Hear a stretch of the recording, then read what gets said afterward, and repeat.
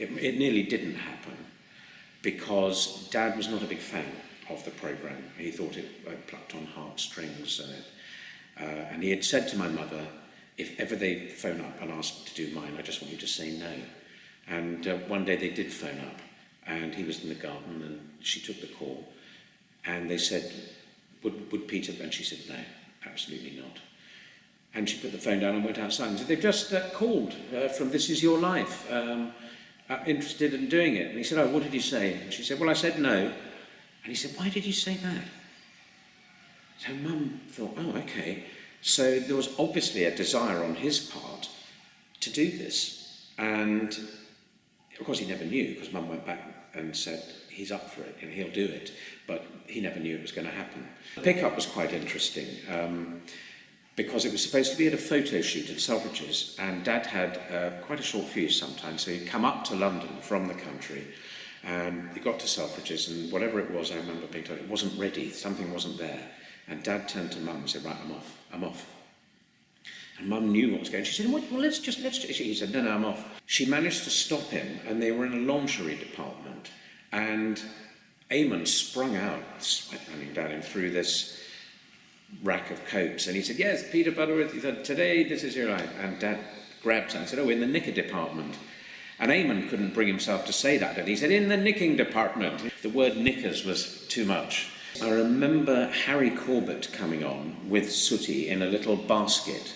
They were old mates, and there was this moment where suddenly Harry Corbett Sooty went around the back of the little basket and came out with a water pistol.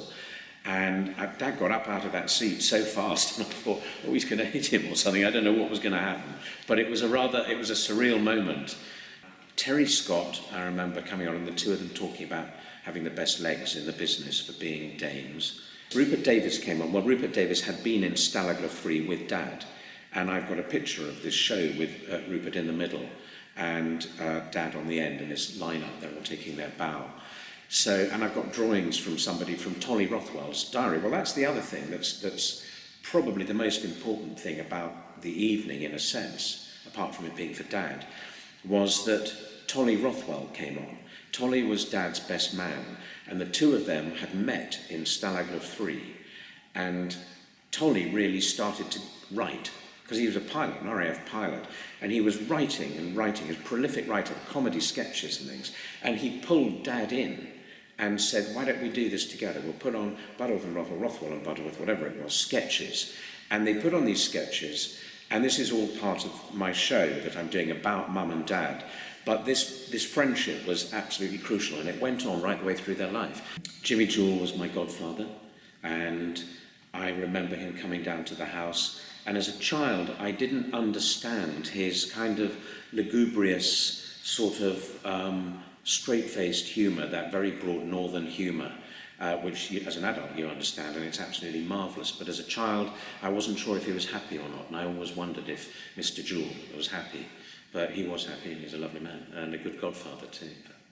After the show, I remember I was put in a car and sent back to school quite quickly because it was late at night. But my mother told me that this party went on with the Stalag Luft 3 guys, and it went on and on and on.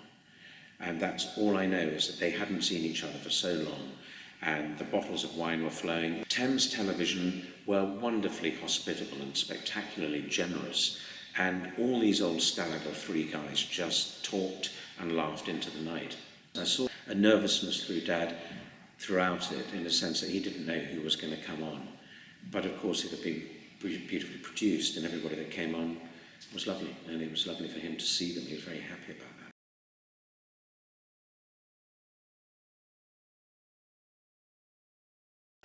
Well, they approached us, my sister and I, and we got a phone call one day. I don't know how Mum didn't get it, but I did.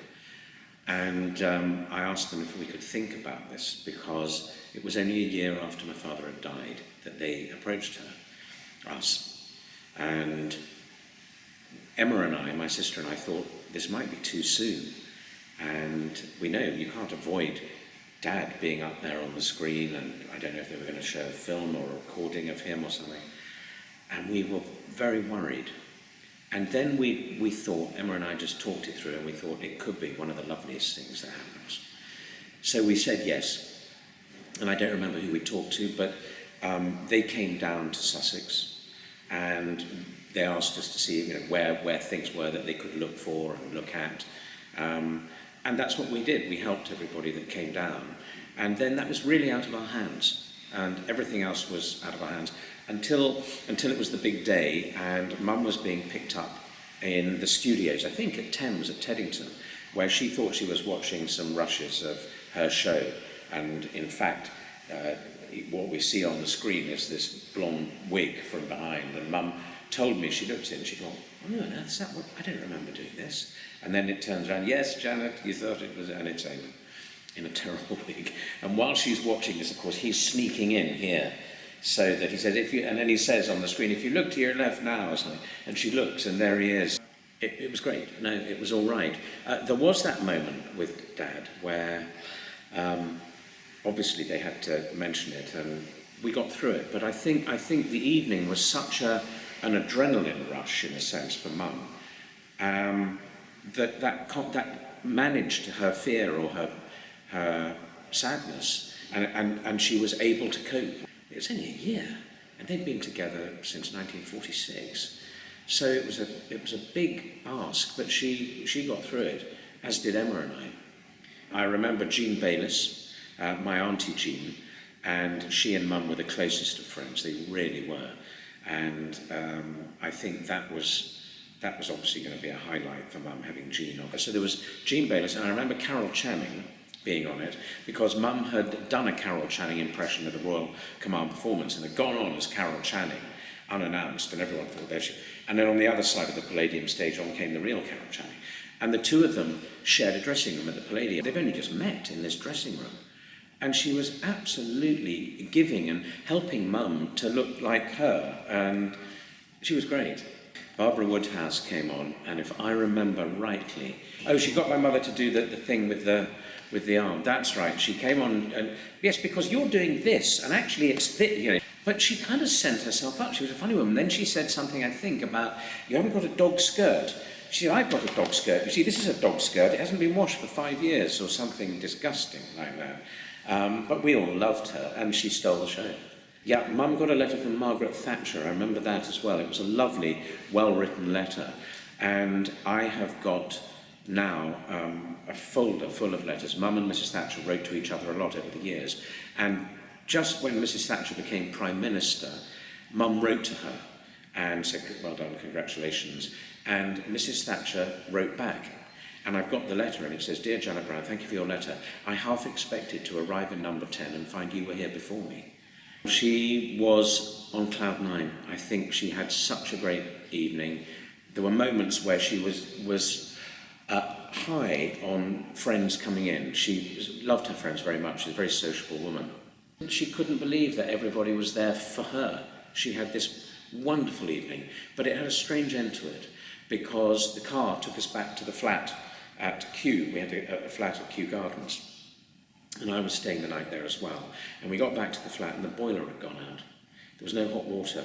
So Mum got on her knees and took the front plate off the boiler, and there was a thing where you clicked with your thumb and turned the gas on. And she looked at me and she said, people think that was my life. She said, this is my life. And there she was with this thing, trying to get the boiler going after this huge tribute evening. The books were put away, and they were away in a room in the cottage, in the house. And occasionally we might get them out and look. When I bring these books out at a show, you can hear the audience just go, it's almost like some Gutenberg Bible. And I say to them, I brought this to you because you probably wonder what it looks like inside. Well, here we go. And I show them the books, and there is a sense of awe around these. I think people have forgotten. They were almost religious in their importance and the gift that was bestowed upon you. And it was such an accolade. And I remember, it only dawned on me later that both my parents had been given this tribute, in a sense, the Red Book treatment. And it means more to me now than it did then.